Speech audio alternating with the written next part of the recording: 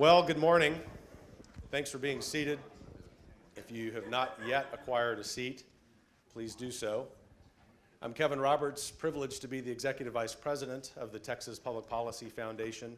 On behalf of all 85 of us who now work at the foundation, including our President, Brooke Rollins, who's here in spirit, and our wonderful co-sponsors of this event, thank you for taking some time to talk about a very important topic. I was talking to my wife this morning about my plan today, and she said, "You're going to spend all day talking about school finance?" I said, "Yes, remember, I do work at a think tank." But I think it's important to consider why this is important from a historical perspective. If you think about the arc of history for Texas and America, what makes that arc of history positive for both of those places is education. In other words, for those of us who are concerned about transmitting the permanent things from one generation to the next, whether it be in the 1770s in the 13 colonies, or whether it be Texas in the 1830s or Texas in 2017, education is the core of that. And the most important education, let's be honest, happens at home, informally, and in some homes, formally. But we have this belief as Texans and Americans that in order for civil society to be civil, that its education system be effective and efficient. And today, because we're so focused in Texas right now from a public policy standpoint on finance, we need to talk about how that system is financed. And in this first panel, you're going to hear from 4 of the leading folks whom I will introduce shortly about precisely that. And in the panels that follow, I think you're going to get a really good insight into some of the possibilities that exist for Texas and its education system. In other words, we could sit around in the darkness and talk about all of the challenges, or we could light a candle and be the people who effect the change. And I know, looking around the room, knowing most of you here, that you're like us here at TPPF. We want to call a spade when it comes to analyzing problems and challenges, but we do that in the best spirit, honoring those people, teachers, principals, school leaders, moms and dads, business leaders, policymakers who make all of that possible. And we want to offer some solutions, some proposals in the good spirit of honoring civil society. And so I'm thankful that you're here today to be part of that, because the opportunity that we have in front of us in Texas is unprecedented to get this right. And let me tell you, also speaking from a historical perspective, that it's essential that we do so. We don't want to create a false crisis today, but we are on the brink of needing to make some decisions that will be urgent. So we're hopeful that today is one part of a much larger series of events and conversations we have between now until 2019 to get the school finance system in Texas corrected. Thanks for being with us. I'm also privileged to serve as the moderator of this first panel, and it is always a pleasure to see these 4 great leaders, each of whom is a very influential spokesperson for education policy in Texas and beyond. Jonathan Butcher, a regular in Texas, we have often told him he should just move to Texas, works for the Heritage Foundation, and Jonathan is one of those wonderful Americans who is humble and would not take credit for, as you see in the program, all of the publications that he has written in national newspapers and journals. Working at the Heritage Foundation in education policy means that Jonathan really is one of the leading voices in America on education policy, particularly education choice. And as you will hear in just a moment, Jonathan has some excellent ideas for us here in Texas about how we can address our school finance challenge. Jonathan, thanks for being with us today. Laura Colangelo is, as we like to say, the public voice of private schools in Texas. She's the executive director of the Texas Private Schools Association, longtime presence in the state capitol and public policy spheres. Laura is one of those great partners in education policy because she brings with her expertise as a former school head and understanding of the policy, a real good Texas spirit that we just need to solve the problems and make sure that we remember that public policy should be examined through the lens of the kids when it comes to schools and education. In that same vein, Tim Lambert, great West Texan, thanks for being with us today. Tim is president of the Texas Homeschool Coalition, an organization my wife and I are very privileged to be members of and support. Tim is someone, obviously, who knows a lot about homeschooling, but I think what impresses me most about Tim is his magnanimity. That for him, while homeschooling is extremely important, as it ought to be, he is able to talk about education policy in a very broad sense and place the homeschooling movement within that historical movement of schools and education policy. So Tim, thank you for being with us today. And last, but certainly not least, we are privileged to have with us Marion Wallace, the Education Policy Advisor for Lieutenant Governor Dan Patrick. I've had the pleasure over the last couple of years of getting to know Marion and working with her on education policy.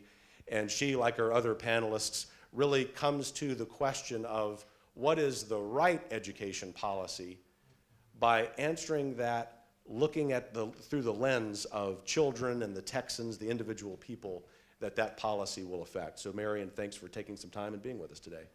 Why don't you give our panelists a round of applause before we get started.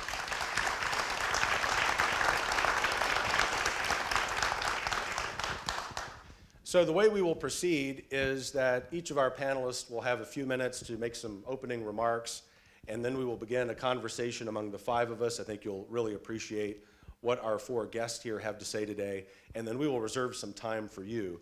As we begin our conversation, I'll just remind you to silence or turn off your cell phones. We do have a large audience joining us via live stream today, so we want to make sure that they hear us and not whatever ringtone you've decided to use today.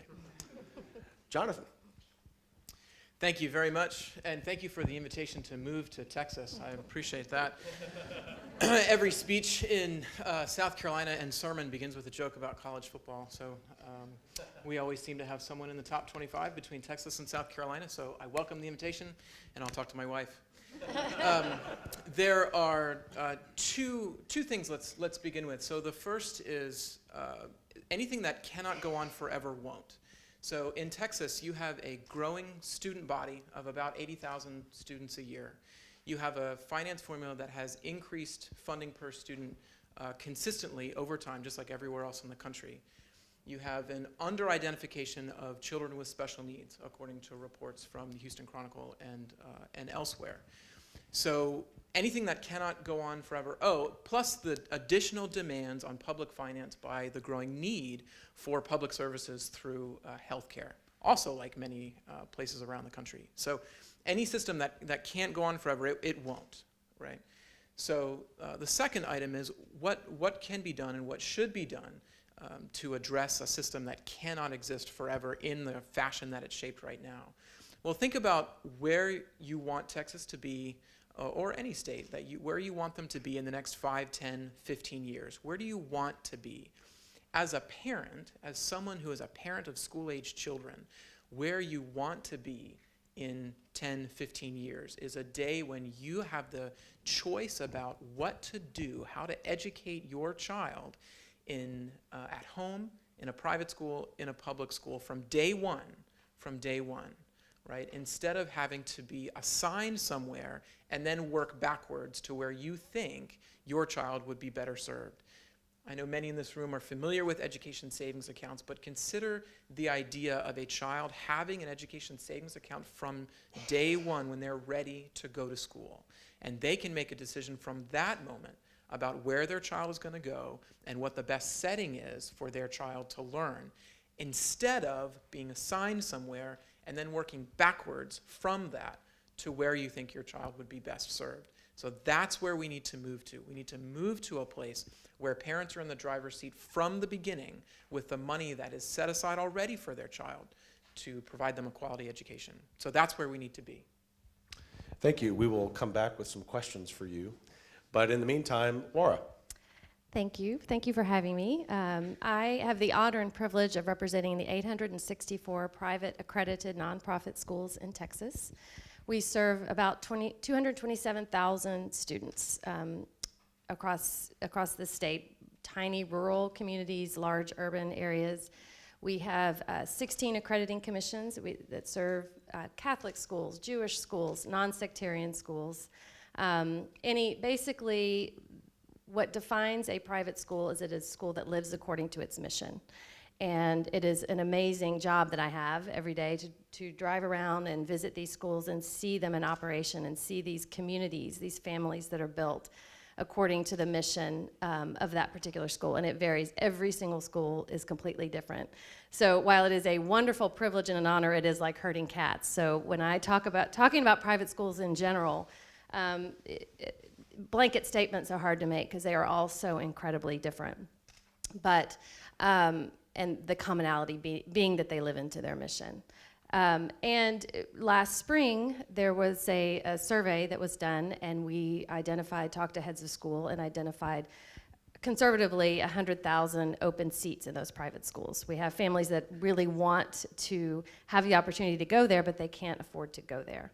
And so when we talk about options, that we'll get into ESAs and tax credit scholarships and all these other policy ideas, just know that private schools have seats available.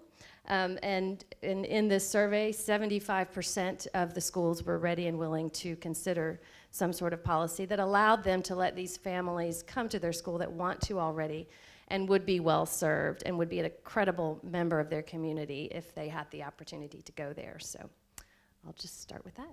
Thanks a lot, Laura. Tim? My family and I decided back in the early 1980s to take direct control of the education of our children and to teach them at home. That's what we homeschool dads all say. We homeschool. Everybody knows our wives do the heavy lifting. In those days, the TEA rendered an opinion that homeschooling was not legal in Texas. And that ushered in about a 5-year period where the state of Texas actually prosecuted people simply for choosing to teach their kids at home. So it was not an issue of can you do this? Do you have a curriculum? Is education ongoing? In fact, our Attorney General in those days, in fact, I give credit to Jim Maddox for getting me involved politically. He said that he did not believe parents were qualified to raise their children, much less teach them at home. So the fledgling homeschool community began in those days really underground. We were afraid of prosecution. We lost about half the 150 cases that happened. But as a result of a class action lawsuit, the Leeper versus Arlington case, the state recognized that homeschools are and have historically been private schools.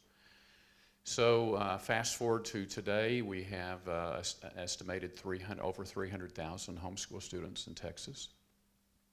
We believe that, in fact, our mantra is that we believe parents have a God-given, fundamental constitutional right to direct the care, control, and upbringing of their children. And we believe, I also happen to be a free market guy. I think if you want the best product or service, you let the consumer make that decision. And in education, that consumer is the parent. In this last legislative session, I testified for the Education Savings Account bill in the Senate. And it was interesting to me that some of the opponents argued that there was no accountability in that bill.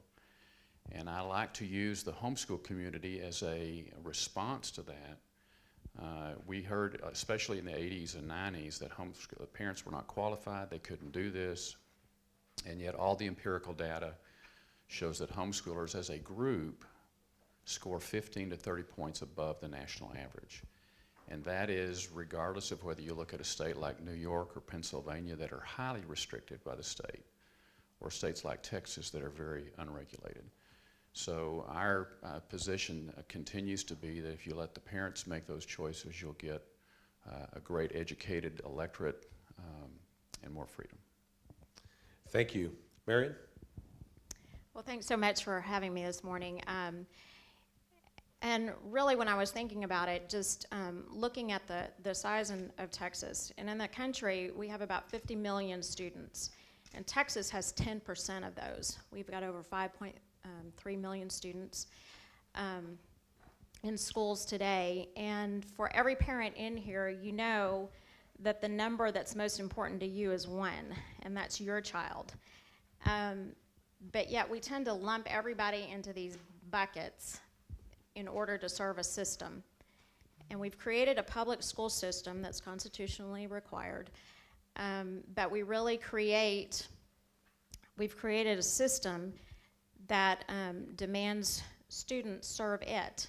And we need to turn that around because the system is there for the students.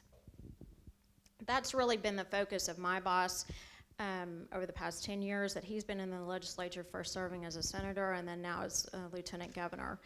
And education is his top priority. Workforce development, the citizenry, and parental rights. Just creating an education system that serves the people and serves the students. We are in meetings constantly about this battle between, well, if you do that, you're going to hurt the system. If you do this, the district's going to take the ding. If you do this, you're going to threaten some adult's job. And the conversation has got to be turned on the head. It's got to be, how does this serve the student? How does this help our economy? How does this help our workforce development? How does this help our students? They've got one shot at going through the education system, one shot at second grade, one shot at sixth grade, one shot at ninth grade, and so forth. And so we've got to create a system that is flexible enough to try and to enable students to reach their full potential. And whether that's through the public school system, the vast majority are going to go through the public school system, or whether that's choosing a private school, whether it's choosing a homeschool option. Digital learning is taking off. That's a huge benefit both within the public school and at home. We need to provide more avenues to create a system that benefits and works for the student. So that's really been our focus and what we've continued to push on. We've got way too many mandates and regulations on the school system as it is. And so we need to drive to where we can create a more flexible system at the locals level with local control and local responsibility as well, and the state setting the standards. But creating a system that puts the priority at the students and their families. Thanks so much for that, Mary. And in fact, we'll use your comments as the jumping off point for our conversation among panelists. So for Jonathan, Laura, and Tim, keeping in mind Marion's reminder that the best system is one that is student-centered, thinking about our question this panel is which education system will best serve Texas students. Add a layer of texture there. What are some descriptions of such an education system? How would that be different from what we have now? Both from your perspective, wearing your respective hats of your organizations, but because y'all are such great big thinkers as well, what does that system sort of holistically look like, and how do the parts play together? And Laura, I think we'll start with you. Oh, okay. Wasn't expecting that, but. It's called an audible. So. Yeah, yeah, thanks. Well, there will always be more children in public school. We do not want to do away with public school at all. In fact, as TPSA, as private schools, we want public schools to be strong, even stronger than they are now. So this is not about privatizing anything. This is about adding options for families and students, one of them being private schools. But in adding some details, could I talk about tax credit scholarships as another option? So we touched on ESAs. A tax credit scholarship is where businesses donate to a nonprofit scholarship granting organization in exchange for credit on their franchise tax, and then these scholarship granting organizations give scholarships to students to attend private schools. The reason we really like this option is that we've seen it in Florida for 17 years now, and it's just grown and expanded, and the schools really love it. 2/3 of private schools in Florida participate in this program. You want to make sure that schools are ready and willing to get started the minute we get this bill passed. And so we look to that as really an augmentation of what we already do. As private schools right now, we give away $115 million in a year in scholarships, and that's actually incredibly conservative because our biggest accreditor, Advance Ed, doesn't report those numbers, and they have more schools than any other accreditation commission. So, I mean, there's actually no telling how much financial aid is going out there. So we view a program like this as a way to augment what's already happening and giving, we are allowing families access to our schools already with the money that we generate among ourselves, and this is a way for families to have more options for private schools or any other educational option that they choose. Thanks. You've given us something to think about there. I want to come back to a couple of those points, but give Tim and then Jonathan an opportunity to weigh in. Tim?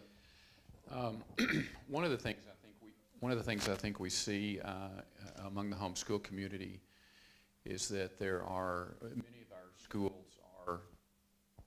many of our schools are what I would just say unresponsive to the homeschool community.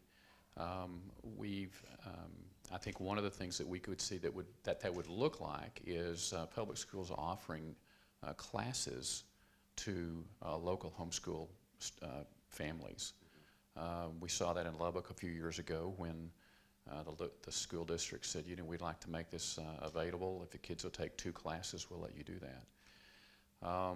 So I think those kinds of, unfortunately, going back to our history, we've seen litigation with the school districts, and so there's kind of an antagonistic approach there. We've also been pushing for, Texas is one of only,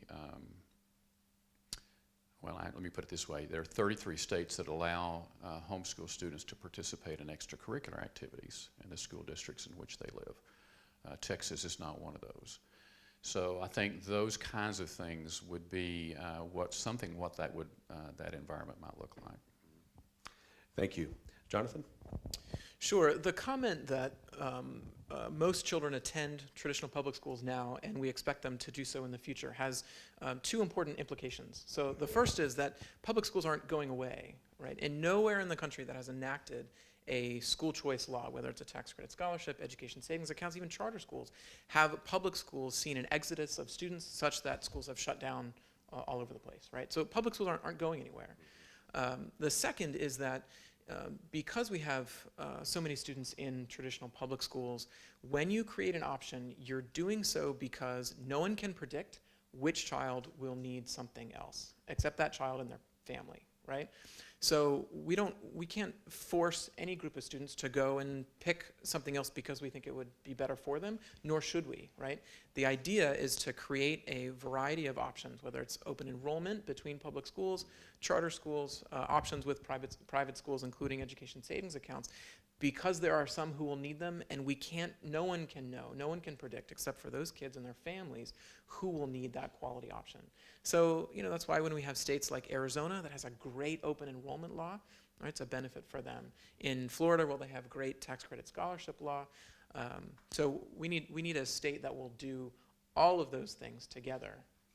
That's well said. So, Marion, we've heard from our 3 other panelists some mostly ideas that are outside the public system. There are a few that are within the system. I'm curious from the vantage point that you have, which is unique among the 5 of us on the panel, what handful of innovations within the public system might get us closer to the student-based system that you were articulating earlier?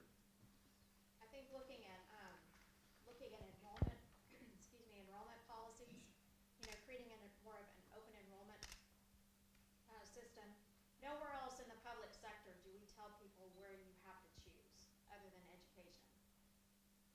In healthcare, in other welfare services, you're given a choice on what you choose. Thank you. Yep. Only in education do we put people in a situation where you've got one choice, largely. Now, there are some districts who have taken the lead and become much more progressive in that sense in providing open enrollment policies. We'd love to see a system where we create more of that through our public school system, providing open enrollment choices, particularly in the urban areas where they have those, a greater ability to do that. Creating more career technical options. For so long, we have pushed schools to create these high academic because of this drive to push everyone to a 4-year academic college. And really what we need more students going into associate's degrees, getting the 2-year degrees, getting the licensures and the certifications. We need students also going into the baccalaureates and getting the 4 years and the masters and doctorates and so forth beyond that. But there's got to be a much greater balance in the system. We need to provide for districts to be able to open up programs like that. Digital learning to create a more open environment where students can take some online or take, particularly for rural students. If you're in a rural area and you want to take a higher level foreign language or a higher level science class, you're not going to be able to do that most likely because you just don't have the personnel in order to teach them. But give them some online opportunities, and the world is limitless. They can take classes from the highest universities. They can take them from the best teachers that we have. So opening up some of these, I think, would really provide a lot of relief to people. Thank you. From each of you, we just an observation, we've heard a metaphor along the line of opening up, which suggests a closed system, and I think those of us who work in this arena quite a bit perceive it as such, and that in no way is questioning intentions of people as much as it is saying, not suggesting, saying explicitly that the time has come to modernize, if you will, the system. I have a question about the obstacles that stand in the way of doing that, and we're going to call that our free-for-all round. But before we do that, I think it's really important, and sorry if this is pedantic, to define the term education system. We can look at that from a constitutional standpoint, Texas constitutional standpoint, legal standpoint. We might look at it from a historical sort of custom standpoint. But how would you define education system? And I think that'll give our audience some insight into how you're going to answer some questions that come up. Jonathan, you want to start with that? Well, it is constitutionally in state constitutions to provide some sort of public education option, right, for families. Oh, I'm sorry. So it is not a federal, not in the U.S. Constitution. It's not a federal requirement. And so that puts the onus on states to create something that is at least available to students to attend and receive some instruction in the basic subjects of math and reading each day. So I conceive it pretty narrowly, right? Laura? Well, I don't live in the world of systems, so I think Tim and I are kind of out on the edge here. Sounds like a pretty good world. Yeah, it is. It's a great world. I love living in it. So I'll leave it to the experts here. Well, I found it interesting that you used the term education system, and normally when someone says that, we think of the public education system or the government education system. But there is a private education system out there. There's a homeschool community. We were talking about the rural areas, and the reality is back in the 80s, if you chose not to go to public school and you lived in Alpine, Texas, you didn't have any choices. So I think more broadly, I totally agree that we have a statutory constitutional education system. It was very interesting for Marion to use this comment. Probably 30 years ago, I had a statewide official running for office, and I mentioned to him about homeschooling, and his exact comment was, "My concern is if people like you are taking your kids out of the system, what's going to happen to the system?" And I think that's the problem, is that we've got an approach that is looking at protecting the system.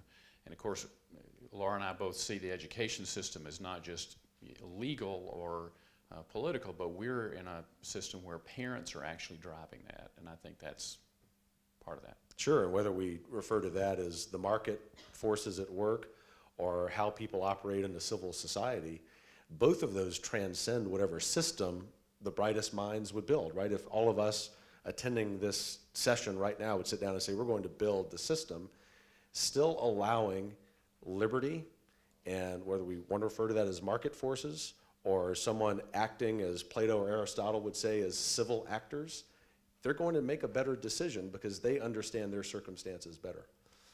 Marion, you want to take one final shot at that before we get into the free-for-all question about obstacles in the way of this?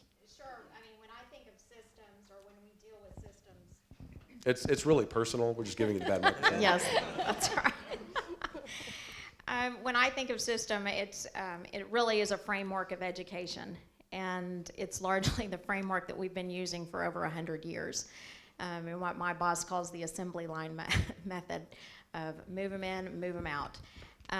And so, you know, when I think of Tim's world and in the homeschooling world, they're really putting the student first. They're looking at the student and how fast they're learning, what kind of curriculum to choose that best meets their needs, what framework or method of instruction. But in the system, we're looking at what's the need of the school, what's the need of the administration, of the teachers, of the personnel, what's the need of, you know, to enable to get those students there and get them through. So it's really, when I think of it, it's a framework. Thank you. So, free-for-all round, we'll see who's most excited about answering this question. What are the obstacles standing in the way of getting to a system that is student-centered, where even on the finance side, we'll hear more details about this after this panel, but we can broach the subject. The finance system also is student-centered. What are the obstacles? And you know the follow-up question is going to be, how do we break through them? I'll start with Sure. One is misunderstanding of private schools. So if we're talking about private school choice and the word accountability, we are, first of all, the accountability is with the parents, first, foremost, and always. That's the baseline accountability. It also, our private schools are accredited private schools, which means they are held to standards equal to or greater than those in public schools. It is not the Wild West. It's not like they don't know what they're doing. They're doing an incredible job. They're offering an education that people are willing to pay for on top of their taxes right now. So private schools, it's not regulated by the TEA in the way that public schools are, but they are accredited by their accreditation commission, which honors the mission of each school, but makes sure that they are providing an education for that child. That child's going to come out of there a well-educated citizen. And as an aside, studies show that private schools graduate students that are more civically engaged and more participatory. And so that's a common complaint we get, is that it's groupthink there. You're in those religious schools, and you know, you need to be out in the public schools and see the world. Well, that's actually contrary to the truth. Studies show that private schools graduate students that are more politically tolerant and more civically engaged than those students that come out of public schools. So I could go on and on, but I'll stop there. Well, I think one of the greatest impediments or roadblocks is exactly what Marion was talking about. That is the fact that we are not thinking about the students. You know, there are a number of folks who have started calling the public education system the government education system. And that is because the system is responsive not to the consumer or the students or the families, but to the government, i.e. elected officials. And so we have a whole bureaucracy that's grown up around that, defending that system or those jobs or whatever. Thank you. Marion or Jonathan? Yeah, I would say that, I'll just yell. I would say that it really is fear. It's fear of change. It's fear of the unknown. Like I mentioned before, we've been doing education largely the same method for over 100 years. And so I think when you introduce new ideas or new ways of doing something, that creates a great fear of, don't mess with my little world. Don't mess with the way because we're doing pretty good with what we have. But if we begin to undo some of these things and free up the system, and so many times I think about the teachers. We have some incredible teachers all throughout our state, and yet they are hampered and held back by so many of the regulations and so many of the rules, and so much of it is just because it's the way we've always done it. And if you break through that and begin to look at the student and the needs of the student, that comes back to the teacher. They're the most important part, whether that's in the home or whether that's in a schoolroom, a private school or public school. The teacher is the one making that difference for that child. And so if we begin to unleash, you know, their creativity and their professional degrees and studies that they've done and the expertise that they've honed, and reward that, recognize that and reward that, instead of creating the system, again, that tends to measure them all the same, in the same way, and put them through the process. So I think if we begin to address and face our fears, that we'll see that we can be better off for it. Thanks. Jonathan? So obstacles, Yes. Labor unions, school board associations, special interest groups, and they use complicated funding formulas to their advantage to slow down reform, stop reform, and to make it look like if we change anything with that funding formula, we're doing something that is adverse to whatever sort of system is, and it is a system that is being propped up or supported by that complicated funding system. Thank you for being so candid. That's one of the reasons we invited you here. Knowing that you have studied the evolution of that set of circumstances you just described, labor unions, special interest groups, which exist, the special interest groups at least, in almost every industry. I think some of our audience would be curious to hear you outline briefly the historical evolution of that. When did that become such a problem for American education? That is, the dramatic influence that unions and special interest groups have on policy outcomes. Sure, so 50, 60, 70 years ago, there was a place for public sector unions, particularly in education with teachers' unions, right? There was a place where teachers, it made sense to have some sort of workplace protections for those individuals. Then, as time has passed, they have more and more contributed to causes that have nothing to do with education, gotten involved with politics, such that they are, in many places, the largest player in either state capitals or elsewhere in the country on policy issues, sometimes that don't have to do with education. As we've seen around the country, whenever we create an option like tax credit scholarships, education savings accounts, the ones to up and sue to stop that will be School Board Association, Teachers Union, right? And they've made that their mantra.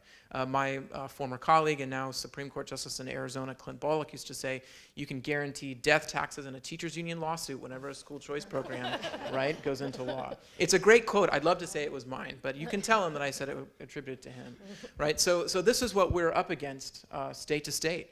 And I think, that's why, as we've looked at education savings accounts, which include this idea of school choice and changing the funding formula so that it goes to families and students first.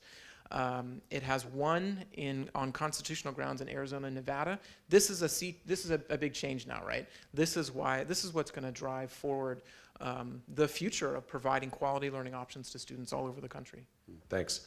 So in a moment, I'll ask all four panelists to help us build the system that we're looking for, or at least the framework, if that's a better word.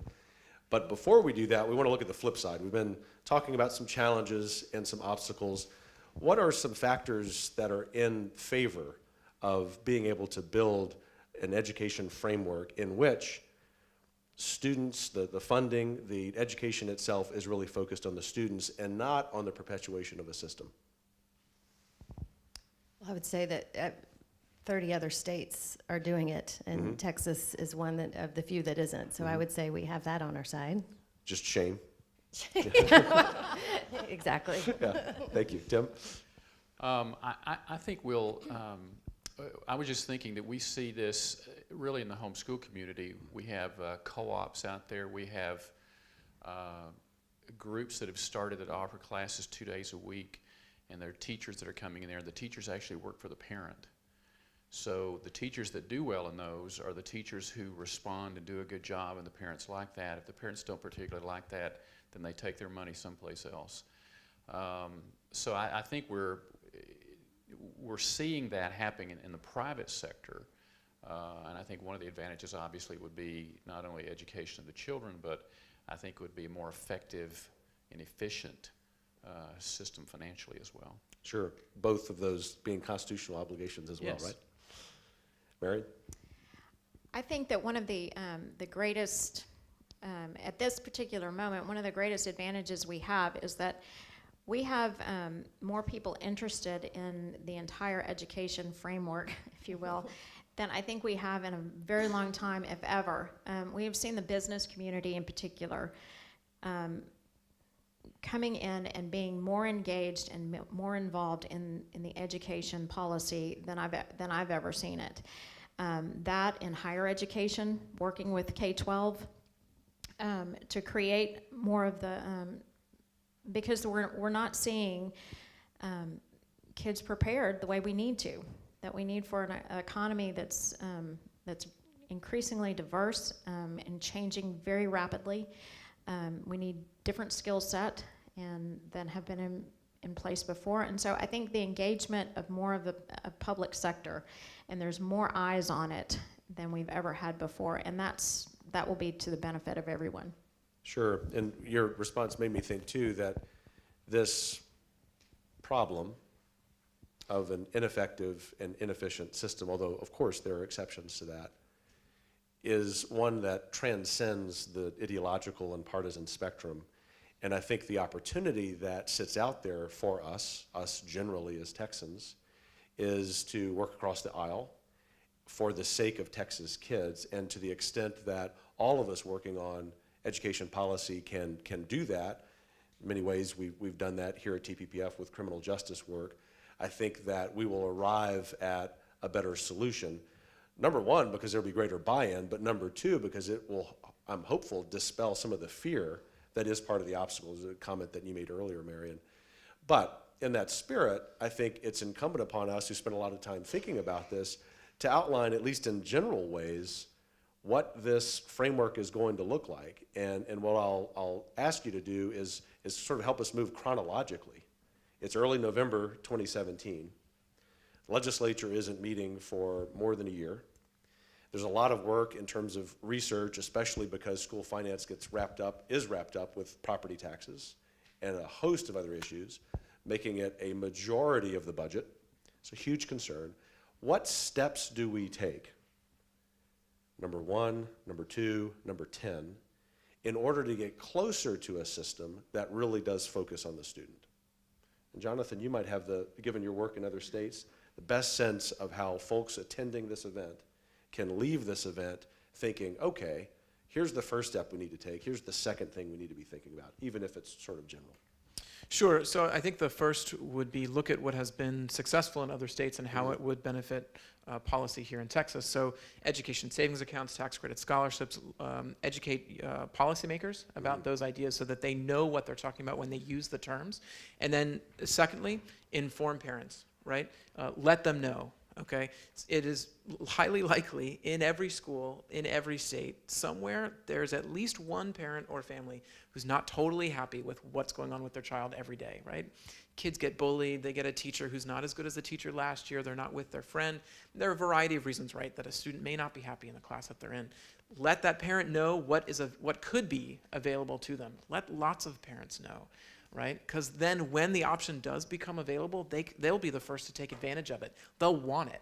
And once they take advantage of it and once they do it, surveys from Arizona, Mississippi, elsewhere around the country show that once parents have a quality choice that they've made themselves, they are very happy with it and don't take it away from me. So that's your polite way of saying, Kevin, I'm not going to take 10 steps with you. I'm going to introduce innovation, and I'm going to inform parents, and then we're going to let them do whatever they want to do. Okay, fair enough. I might come back to that, but I'll leave it alone for now. Laura? Well, I'll tell you what we will be doing, which is continuing what happened during the special session when the tax credit scholarship bill for special needs students was introduced. I heard from more families and heads of school and community members about this idea of children with special needs needing another option and wanting another option. And we had incredible testimony in both the Senate and the House from these families. And once they understand that this is even an option, they just don't even hear that it's an option here in Texas. And once they understand that this is something that other states have and that other families benefit from, they're ready to come back. And you know those days are long down at the Capitol, but they're ready to come back and talk and fight for this. So that's what we're going to continue to do is spread the message among our community that this is an incredible idea that would change families and students' lives forever. And it's pretty easy to do.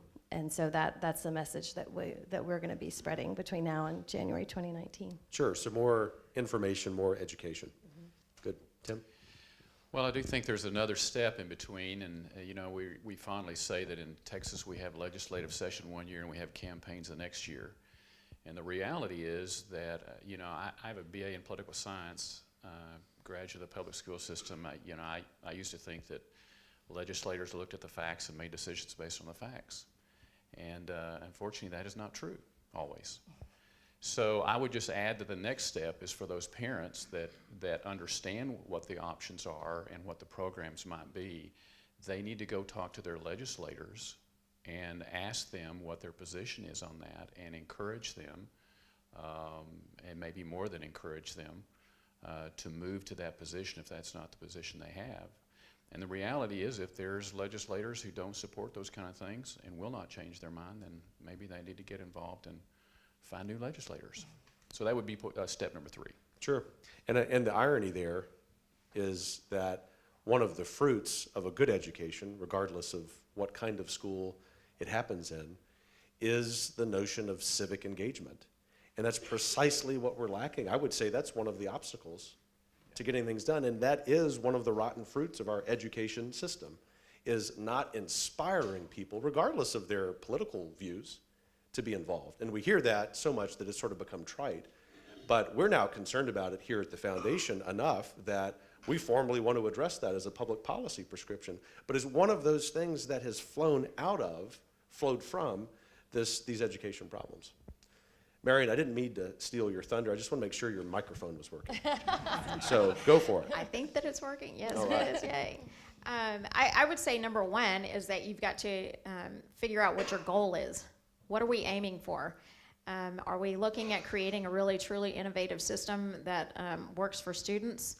Let's make that our goal. 2, figure out your stakeholders and engage them. Engage them, engage them. Get the students, get the families, get the teachers, get the administrations, and whether it's homeschooling, whether it's private school, whether it's higher ed, public schools. Get everyone engaged on that. And then figure out what incentives you can build into. Everyone's driven by incentives to do something. And so make sure that those incentives that you build in are for good, and that they are measuring, and that they are creating an incentive that pushes you toward your goal, which is hopefully for students. Sure, thank you. Let's talk a little bit about, or a lot if you want, accountability. Because I think that's one of the grossest misunderstandings in all of education. I remember my days as a private school headmaster, and parents were confused with the best of intentions in understanding what accountability should be.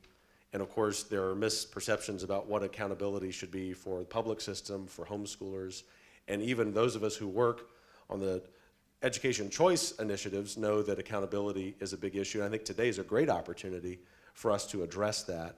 And so would each of you take a couple of minutes to explain what the best accountability system would be for all the different facets of this education framework, whether it be homeschooling, private schools, public schools. And you may say, current system in Texas is fine, or you might say you'll make a couple of modifications, or you might want to say you want to scrap the whole thing. There's not necessarily a right answer, as much as I'm trying to draw out for us in our informal conversations today, putting that accountability issue on the table so that we deal with it, because continuing not to deal with it is going to be a problem. Marion, you want to take the first stab at that? Sure. Yeah, deal with accountability a few times. One thing that sticks in my head, and it's something that my boss says frequently, is that there's local control, but there also has to be local responsibility. And I think that really always, regardless of what method of schooling that the parent chooses, it always has to go back to the parent. That they're over their child, they know their child the best, and so to put them in a place that will truly meet their needs. The state has a system of schools that we are responsible for, and so there has to be a system of accountability there. And we will have endless debates forever until the end of time over that, of it's too much, it's too harsh, it's too whatever. But there has to be an accountability system so that we know that the schools are teaching and educating the students. I think when you get into the the homeschooling and the private schools, it again, it goes back to the parents and it goes back to their choices, and is it truly meeting the needs of their students? And so those schools and the people that run those schools are in charge of the accountability for that, and meeting what the parents are desiring for them. So, Thank you. Tim? Well, I think that back in the 1990s when we began to see homeschooling really mushroom after we won the Leaper decision, I used to use a statement a lot that parents are voting with their feet. So prior to that, if you lived in a small community who had no private schools, you had no choice. But with the advent of homeschooling, people do have choices. And the accountability, back in the 80s, we had a lot of pushback, people saying that parents were not qualified, they couldn't do this. We'd have a whole generation of kids who were illiterate. And the reality has been the diametric opposite of that. So that's why I go back to the premise that when I argue with folks about state regulation of homeschooling, I always tell them that you're starting with the premise that if the state regulates something, that means you will get what you're looking for. And the reality is that is not true. I mean, all of the data points to the fact. So where should the real accountability lie? It should lie with, from a consumer standpoint, the person who is consuming that choice, and I think that is the parent. And so again, I would say if you look at homeschoolers across the country, regardless of state and a level of state regulation, and those kids as a group are scoring 15 to 30 points above the national average, that should tell you something. So how do we get there? Well, I'm not sure, but I think the ultimate accountability cannot lie with the state. I mean, obviously we have to have that in place for a public education system, but I think ultimately the more we can move that toward the consumer or the parent, the more likely we are to get the kind of production or performance that we're looking for. Sure. Thank you. Laura? Well, let me tell you what accountability is as a former private school head. I set a budget based on enrollment at the beginning of the year. And if a parent got, or a child, if something happened that was bad and a parent got mad and they took their child out, that was a big hit to my budget. So I was responsive to the families in my school. They could walk down the hall to my office and talk to me about this. I was pretty accountable right then. And they had incredible agency to take their child and go, and that would have been difficult for me. Now, as an educator, you have to balance what you're doing for the child. I mean, there's a bigger conversation there, but I'm just saying fundamentally, I was accountable to every one of those kids in my building on a daily basis. It wasn't a yearly test or a check system. We didn't need that because they could leave. Now, I mentioned accreditation and things like that were the baseline before, but that's what accountability is, and that's what's going on in private schools every single day right now. Yeah, that's well explained. I remember feeling very accountable as a private school headmaster when re-enrollment was a little slow. And the businessmen and women on my board said, well, we know something's not perfect. So how do you know that? They said, well, the customers are not coming back. So you feel very accountable then. And the great thing, this is thinking about scale, looking at my economist friend, Dr. Van Skyn, small is beautiful. Because you can be responsive. And one of the things I try to explain to my public school friends and family members is that this position is not anti-public school. It's the nature of any organization, any bureaucracy that gets to be too big, is that it's less accountable, it's less responsive. And so let's find a way that we can produce some incentive for that bureaucracy to leave that kind of mindset. Jonathan? I think Laura said it better than I could. I mean, look, charters and private schools operate on lean budgets, and parents that were not happy with what their child was receiving in a public school, they're not going to settle for the same if they choose another option. Very good. Well, y'all have been wonderful so far. We're about to enter the really interesting part of this conversation where you, the audience, get to ask some questions. So we have a little bit of time reserved for that, and then when that section concludes, we'll conclude with what I'll call a lightning round, so a little bit of element of surprise. We've not scripted any of this, which is sort of our style here, because we want you to see the real good, transparent responses about what are on the minds of some of the best thinkers on this issue. For you as audience members, I'll invite you, if you're interested in asking a question, to come up to either of the microphones up here at the front of the room. And remember what we now call the Roberts Rule of asking questions at TPPF. Phrase your comment in the form of a brief question. Otherwise, someone who looks like me might politely interrupt you. So take that as encouragement to ask these wonderful people whatever questions on your mind. Please come to the microphone. Yes, sir. I've got a question. Is this I will working? probably turn it Hello, test, yeah. Hi, my name is Doug Deason. I'm on the board of Texans for Education Opportunity. I'm also the newest board member of Texas Public Policy Foundation. I'm also on the Lieutenant Governor's Education Advisory Panel, have been for the last 2 sessions.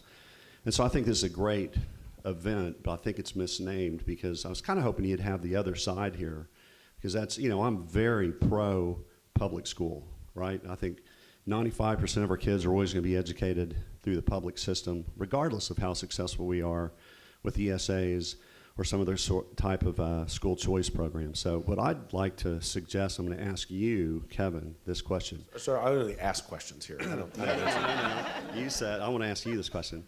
Will you take the role to play the opposition? And from here on out, if you're a good debater, you can take that role and play the role of you're going to defend the public school system and, a system that maybe spends a little bit too much time taking care of the administrators, maybe employs bad teachers or teachers that aren't doing so well, instead of moving them on into something that would be better for them to do. So could you take that role? Sure. Okay, thanks. You're welcome. So I didn't specify how I would take that role. No, all kidding aside, it's really important. We do, every one of our events, try to find competing perspectives. Right. And obviously there is a competing perspective in this room, which is that, and I was thinking about this in particular with Laura's response, not that there was anything wrong with it, but the competing perspective might say, well, that's easy for people of means, right? That you can be accountable and waltz into the headmaster's office and demand change. That's not something necessarily that is easy in, not even in just the poorest of school districts, but in most school districts. And I think that's fair. And if I may take the competing perspective hat off for a minute, the way I would respond to that, with the greatest admiration for public school people, being a public school graduate myself, and a family of public school teachers, is to say the only way we can improve that situation, which I just described, is to introduce more innovation and more competition into the system. And it will lift all boats. Research shows that. Jonathan himself is probably the lead researcher on this in the country. But I think to your point, Doug, we, those of us who are interested in introducing that innovation, really have to set the standard for establishing those conversations. That's why I, as you may know, now as part of my role at TPPF, go around the state and visit with any school board member, any superintendent who wants to speak. And most of them do. And there's a lot of agreement there. And I think we, especially for someone in Marion's role, have to do a really good job of that, because as Texans, I believe we have a moral obligation to keep our civil society education schools flourishing. All of them. So hopefully we'll get there. Thank you. Yes, sir. I'm Bill Kilberlaw. I'm from Williamson County. I'm a 6th-generation Texan. And the basic question is what legislation is needed. But behind that question is public education needs boundaries since it's paid for by public money. Things like reading, writing, arithmetic, vocational, arts and sciences, truth and basics. But what's not in the domain of public education is social engineering, religion, morals, sex education, politics, those things that they should learn from parents. And I believe parents are smarter than a lot of educators. Before solving and fixing this model and determining what the cost will be, we've got to define these boundaries. So how do we get legislation that defines the domain of public education so that we can put boundaries on how much we spend on it? Great question. It's free for all. Marion, you want to start? Sure. I think we need to I think we've got a lot of boundaries right now, but I think we need to provide some flexibility there for local cultures to really be reflected through their own, and allow parents to engage and for communities to speak into their public schools. But the emphasis has to be on the academics. That's the purpose of what they're there for. So I think that we need to begin, and that was why my boss included in the interim charges that we just released, to take a look at the entire education code and see what we've got in there and what's been outdated, what is no longer needed, and what we need to strengthen, quite frankly. So hopefully through that discussion we will be addressing some of those issues that you've talked about. Well, just to quickly add on, I went through public education in Texas, and it was outstanding, and I went to an Ivy League category school, so public education can perform. Absolutely. That's a good reminder. Absolutely. Thank you. Tim? I think one of the challenges today is that there are many in the legislature who really want public education to solve virtually every problem. And that is an issue. You know, if you're in a business and you spread yourself too thin, you try to be everything to everybody, you know, you're not going to be successful. So you got to come back down to, I think what you're saying is, to what is our core mission here, and maybe we should focus on that. And I totally agree with you. And to your point, Bill, and to the point of the responses just now, and also thinking about Doug's question earlier, I'd encourage all of you in attendance, whether in person or online, to read an excellent article that was in City Journal about a year ago, which comes from the perspective of someone wanting to introduce innovation and choice into public schools, but gives us the reminder that 95% of kids are still going to be in public schools. And the author makes the point that Tim just made, which is that public schools have to do a lot more than they did 20, 30, 40 years ago because of some serious deterioration in civil society. And I think if I'm wearing my hat in offering a competing perspective, policymakers need to be sensitive to that and recognize that in addition to the issue of material poverty, there's also poverty that comes in other forms. And I know here in Central Texas, mental illness is very much on our minds the last couple of days, and we mean that in the greatest charity. These are the kinds of things that if you're in the trenches every day as a public school teacher, you're dealing with whether or not you thought that you were going to do when you were going through education school. So I think it's really important to inform public policy with that. Bill, thanks for your question. We're going to move on, not because it's unimportant, but because we have a line on this side of the room. Yes, sir. Thank you, Kevin. My name's Scott Steer. I work for State Representative Matt Krause. And I don't ask this on behalf of Matt, but just to your point, Tim, about in the business community, if we spread ourselves too thin, sometimes we don't get as much done. I know Matt has felt sometimes a base hit can take us a little further than the home run. Our first session, we did the home run, and that's trying to be more methodical. My question would be education savings accounts, tax credit, scholarships. Of those two, I guess a two-part question. One, which do you see having more traction in the next session? Just your candid response, and to anybody that would like to answer. And then secondly, on behalf of your constituency, you each represent different constituencies, which do you see would be maybe a more, would have more support from your constituency? But if you had to choose between those two, education savings accounts and tax credit scholarships. Thanks for the question. Thank you, Kevin. Laura? I'll start. We love tax credit scholarships as an organization because of the 17 years in Florida. We are excited by the idea of ESAs. It just isn't as private schools, they aren't as proven yet, but there's more information coming out every day. But so we are tax credit scholarship all the way, 100%.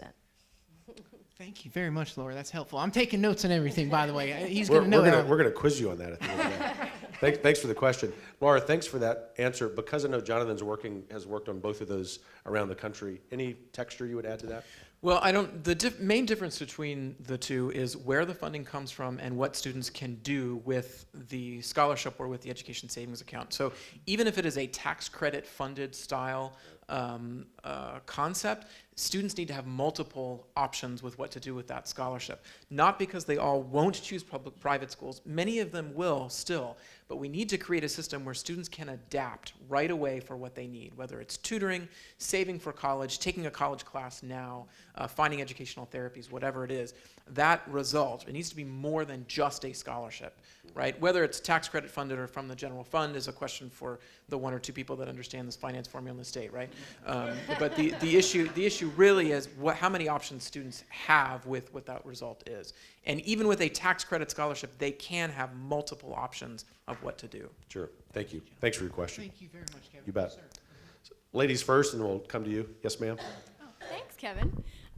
Good morning, guys. I'm short, so I'm sure you can hear me from here. But my name's Kate Wisniewski. I work with the Miles Foundation in Fort Worth. My background is public education, then worked for a private university, then a public charter school, and now I'm with a private foundation, so you could probably argue that I am a little bit confused when it comes to the public argument and the school choice argument. I completely believe that choice is necessary to lift the tide for all students.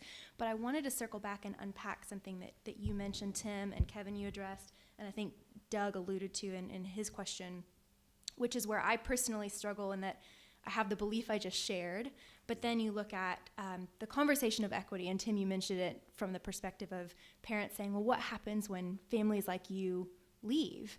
And I think that equity carries this undertone with it that means for some students to succeed, others might need to be held back. And I think that that's what makes it a bit controversial in some senses, because I think all of us would sit back and say, we want what's best for all of our students.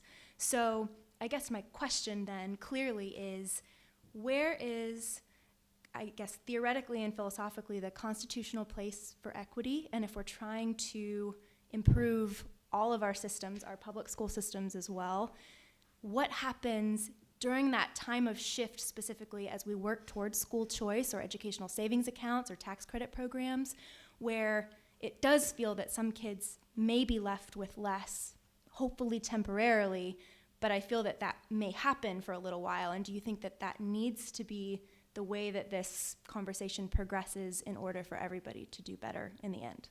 Yeah, that's an excellent question. Thank you. Tim, do you want to take a stab at that? I would love to. I think the presumption that our current system is doing what is best for all children is a false presumption. And I think the consensus that I hear this morning is the best way to get to the place where every child has an opportunity to do what's best for him is to give people freedom, to give people choices. And so I'm not sure that I would agree with the assessment that equity suffers. But I would also say, if we really are really focused on equity, then the only way you get equitable is to going down, not going up. So I just think the best way to move in that direction is to give people more choices. Thanks. Marion, I saw you exhibit signs you wanted to answer. Yes, I thought that was a great question, and it's something that we wrestle with constantly, this issue of equity and what that looks like.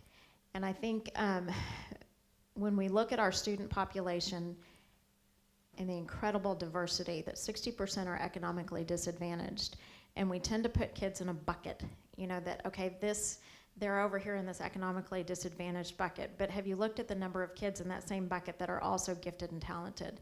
Have you looked at the number of them that are on the autism spectrum? Have you looked at the number of them that have mental health issues or are artistically inclined? There's a whole range of issues. Every child is so different and has so many different needs, and when we begin to put these constraints in the name of equity, we become less equitable across the board. And I think that's what we've seen in our current system now, is that we keep striving to create this, everybody's got the same amount and nobody's different. And that's just not reality. And so I think I'm gonna go back to, we've got to create a system that's flexible and looks and provides an equitable opportunity for every student. And so kind of flipping it and looking at where the equity is. Thank And you. I would underscore that point, really appreciate your question, that the equity I'm concerned about is opportunity. And there are a lot of factors that go into outcome. And if what we are doing currently in Texas is judged by outcome, we're failing. And I don't say that pejoratively, I say that on behalf of the people in the trenches. And we need to fix that. Thank you. Thanks, Kevin. Time for two more very brief questions directed at a single researcher or single panelist, if you don't mind. So, sir, we'll go to you, and then we will conclude with you, sir. My curiosity, Nathan Morgan, my curiosity has to do with a different aspect of accountability in terms of financial accountability. It's often been said that we don't have a tax problem, we have a spending problem. So I was pondering the thought of some style of forensic audit of the spending that's going on, as opposed to the accumulation of funds to fund whatever it is that doesn't seem to be well defined in many ways. Seems to me that there's quite a bit of savings that could be taking place. Jonathan? So the way that education savings accounts work in the states that have passed them is that funding is deposited in private accounts that parents use for their child's education quarterly, and parents have to report to whatever agency is overseeing that program that they have used it for educational products and services for their child. If there is a problem, they can suspend the funds or shut the account down. Meanwhile, in public schools, if there is fraud, there's fraud, and someone reports on it, and we all say that we're very sorry for those kids, right? So with an education savings account, you can shut it down, and it's over, right? That's how you deal with it. Thank you. Yes, sir. Jonathan, you're a Texan? No, sir. I'm from South Carolina. That's perfectly okay, and we're very Thank you glad for forgiving to have you. It's suddenly very hot. And I appreciate you and all of the panelists for doing an excellent job. But for you in particular, Jonathan, I ask that because a lot of non-Texans don't understand that a lot of us Texans have this obsession that Texas has got to be first.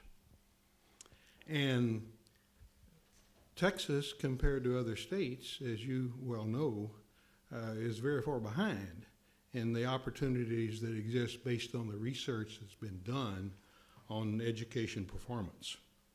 And internationally, as I understand it, we're not only behind, but getting farther behind. And there are, some of your presentations, some 30 states are ahead of us on some aspects of this subject. But you brought up Arizona and Nevada. What can we learn? Can you tell us more? What can we learn from what they did and what we can learn from that? Sure. If you want to be first, Texas could be the first state to enact education savings accounts for every child in the state. You would be the first one to do that. Nevada did so. It's been slowed by a lawsuit and hasn't been operational. Arizona has done so for a segment of students, but Texas could be the first. Thank you for that question, sir. Thank you, panelists. You're off the hook regarding the lightning round because all of us will participate in a lightning round. We have exactly 6 minutes to get to the 6th floor. So you can do that, and you will want to do that because there's an incentive called lunch and a great conversation. You could take the elevator or you can get part of your 10,000 steps in. Thank you, panelists. A round of applause for all of you. Thanks.